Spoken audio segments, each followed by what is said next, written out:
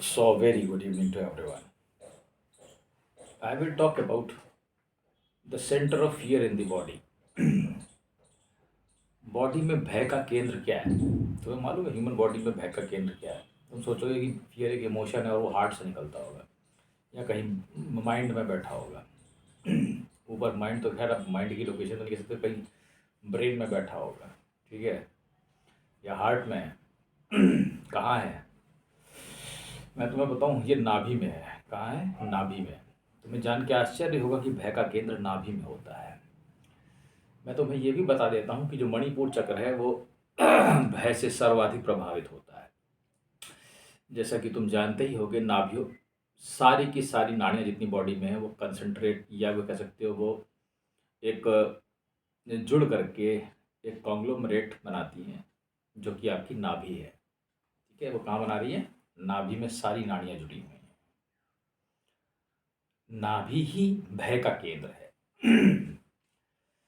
और जब तुम कुंडलिनी में जागरण करोगे, जब तुम्हारा जागरण होगा ना, तो तुम्हारी नाभि अक्सर ढीली रहेगी। मैं तुम्हें ये भी कह देता हूँ, इसको ठंड से बचा के रखना, बहुत गर्मी से, बहुत हिलने डुलने से बचा के रखना।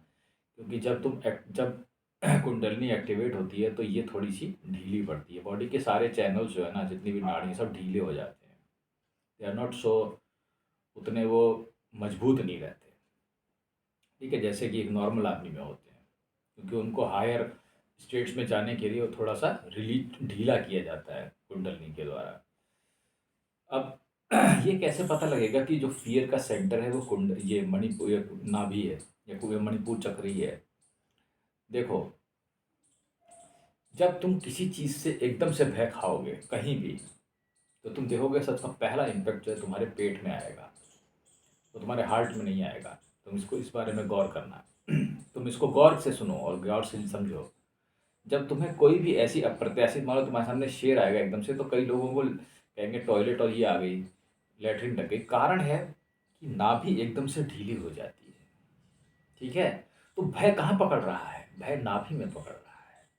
ये बात ध्यान रखो। इसलिए मैं तुमसे ये कहूँगा, चाहे कोई भी परिस्थिति हो, कोई एक्सीडेंट हो, तो you will see the first impact goes on नाभि। It never goes on heart और it never goes on your head, make sure. ठीक है। तो यहाँ पे किस चीज़ को समझने की ज़रूरत है कि अगर आप अवेकनिंग की प्रोसेस में हैं, बहुत ज़्यादा भारी चीज़ अपलिफ्ट नहीं करनी है आपको। Don't uplift heavy things, heavy loads आपको नहीं उठाने हैं, जैसे ये लोग उठाते हैं बॉडी बिल्डिंग बिल्डिंग में। नो, आपको बहुत हल्के हल्के लोड्स चीज़ें लेनी है, बहुत धीरे धीरे करना। बिकॉज उस पॉइंट पे क्या होता है, जो नेवल है वो आपकी डिसलोकेट आसानी से हो सकती है। ठीक है, कारण उसका मैं ये भी बता देता हूँ। कारण ये है कि जो फियर्स हैं वो ख़त्म किए जा रहे हैं तुम में से निकाले जा रहे हैं फियर्स। ठीक है, जब वो फियर्स ग्रहण किए थे ना, तो नाड़ी नहीं किए थे। तो जब वो जाएंगे ना, तो नाड़ी से ही जाएंगे। तो नाड़ी जब ढीली होती है तो फियर्स निकलते हैं तुम्हारे। तो जिस समय तुम्हारी जब प्रोसेस चल रही होगी अवेकनिंग की, तो फियर्स तुम्हें छोड़ेंगे। तो तुम्हें ऐसा लगेगा जैसे तुम भयाक्रांत हो, तुम्हें हर समय भय खाएंगे। ठीक है, लेकिन उसमें कोई घबराने की ज़रूरत नहीं है। Let it be like this, वो ऐसे ही रहेगा। ठीक है, तो इस तरीके से ये कुंडलनी भय को निकालती है तुम्हारे मणिपुर चक्र या नाभि से, और उसको ढीला करके सारे भयों को जो तुमने एब्जॉर्व कर रखे हैं, जिससे तुम बने हो पहले से, ये तो तुम्हारे सबकॉन्शियस में पड़े, तो मेमोरी में पड़े, जहाँ भी पड़े, वो वहाँ से इनको निकाल के फेंकती है। इसलिए वो ढीली होकर उसको छोड़ती है।